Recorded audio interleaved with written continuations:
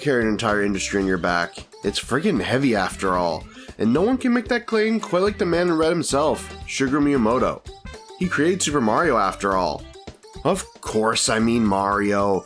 The man has saved Princess Peach more times than I've woken up in the morning and carried the industry into the gaming days we enjoy right now. It's no wonder he's so short, carrying a heavy burden on his small shoulders. What's not short, however, is the legacy that was Mario's maiden 3D voyage, Super Mario 64. It goes without saying, but a lot rides on a franchise's first 3D entry, and Mario was far and away the one with the most riding on him. While the industry was making primitive and clunky 3D games, could Nintendo swoop in and bring us the glorious, revolutionary 3D platformer? Well, this one is obvious. Yes. Does it hold up, however? Things do like to get old. Let's see if old low-poly Mario has it in him to save his low-poly princess. Let's hope.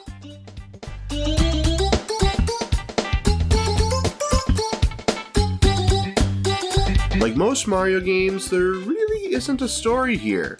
Bowser captured Princess Peach in her own castle, and now Mario has to save her. So instead of bothering with anything more than that, let's just go right to the gameplay. This is the big one, you know? The big 3-dimensional debut of our star Plumber. Unlike his prior platforming adventures, which were going from A to B while avoiding the enemies, Super Mario 64 creates a whole new style of game, something we tend to call collectathons today. Instead of having many stages separated into worlds and in a boss, you are presented with a decent number of worlds that are full 3D playgrounds to explore. As such, your goal is no longer just to get to the end of the stage, as there really is no end, outside a handful of boss stages that is. Instead, your goal is to complete the mission each stage gives you. You roam about the castle as your hub and find paintings you can jump into, which are the stages, making this one of the more inventive level selects ever. As you enter a stage, you'll select a goal to complete, its name giving you a hint on how to complete it. Whenever you complete a goal, you are awarded a power star and are taken back to the hub. To complete said goal, you'll be running, jumping, and kicking your way around the large stages, finding whatever needs doing while avoiding obstacles, doing some platforming, and killing enemies.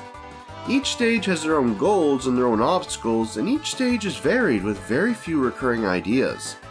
Platforming is tight, though Mario still has his trademark momentum, requiring you to be a bit more careful and precise with his landing, as one wrong jump can send you spiraling off into the depths. Getting hit by enemies will drain your health, which you can replenish by collecting yellow coins. Collect 100 and you'll gain another power star, and this can be done once on each stage, causing you to keep an eye out for them. The gameplay loop is incredibly addicting, and the stages get more and more challenging as you go, requiring you to master how Mario plays, even going so far as getting you acquainted with his now signature wall jump. Now, the power stars you acquire throughout the stages are used to open more doors in the castle, which will be hiding not only progression deeper into the castle, but also more stages to complete. There is plenty of content for you here, and the castle even has some secrets to find. Even today, the game remains a blast to play, and is as challenging as ever.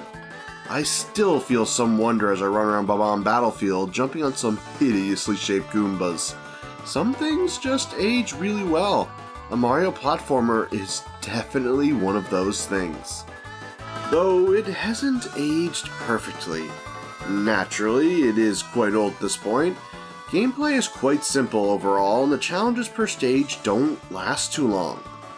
Sure, things get more difficult as you go, but to a seasoned gamer, your only deaths will more than likely fall to the slippery handling than the actual challenges the game can toss at you.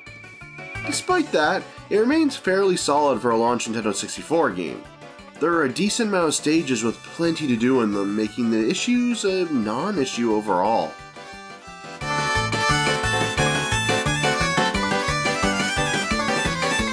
Okay, just listen. Nintendo 64 hasn't aged the most gracefully when it comes to its visuals, okay? It's not Super Nintendo, it's not 2D sprites that'll age as well as fine art. No, it's ugly 3D polygons and shit. What more do you expect from them? Yeah, this was a generation before they got well-aging visuals down.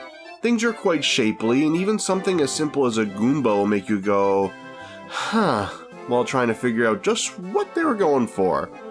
Of course, it's not all that bad. Some stages look alright still, but some just look quite barren. Now, some might say it gives the game its own unique look, and I'll give them that. There is no game that looks quite like Super Mario 64, where some of the later games look quite similar. Still, for its time it looked quite groundbreaking, and I think it still gets the job done today. It's no fine wine, but it's definitely fun to look at. It feels like you stepped into a piece of abstract art. On the audio side of things, the music aged extremely well, giving us some fine tunes to bop to as we bop on some enemies' heads. Sadly, more than likely thanks to the Nintendo 64, some stages repeat tracks, but what's on offer here is fantastic and stands the test of time more than the graphics. Performance, as is usual with N64 games, isn't always the greatest, but it's not bad either, being one of the more stable N64 games out there. Overall, this one aged well enough, but that's mostly due to style and the music being so good.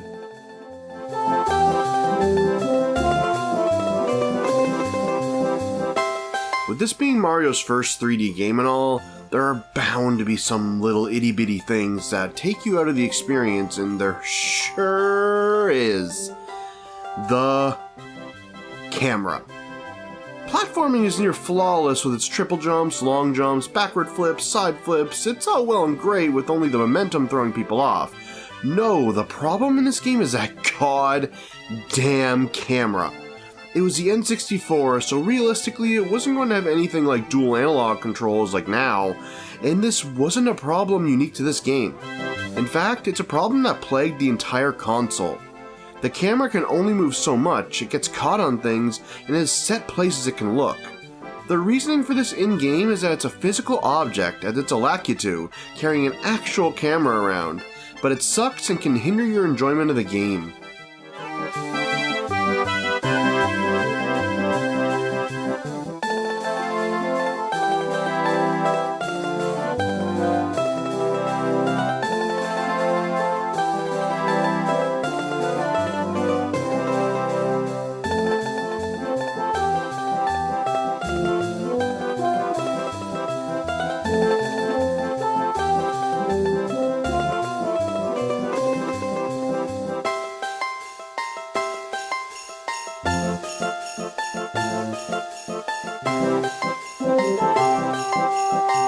Super Mario 64 was a goddamn revolution that showed everyone what 3D could bring to the industry, and that revolution lives on today. It's hard to argue just how much of an impact this game had on the industry, and I feel it's hard to argue against the fact that it holds up just fine today. Visuals aren't everything, especially now that PlayStation 1 homages are all the rage among horror games, and Super Mario 64 shows that amazing gameplay will stand the test of time. Time has roughed the edges as Mario feels too sensitive at times and levels themselves are basic visually, but it still shines bright today like the power star that'll lead you to the princess. Super Mario 64 earned 7 power stars out of 10 for its performance. It may have been a long time at this point, but time has only given you a few bumps, nothing Mario can't handle. I hope you enjoyed the review. How obvious was it that Mario 64 would still remain good? Or did you have a different opinion? If you enjoyed, why not give a like, subscribe, and leave a comment below? It helps the channel grow and gives me a good reason to keep doing these reviews. Regardless, I would like to know your opinion on the game and the video. Be sure to check back for more retro reviews or even Let's Plays. Until next time.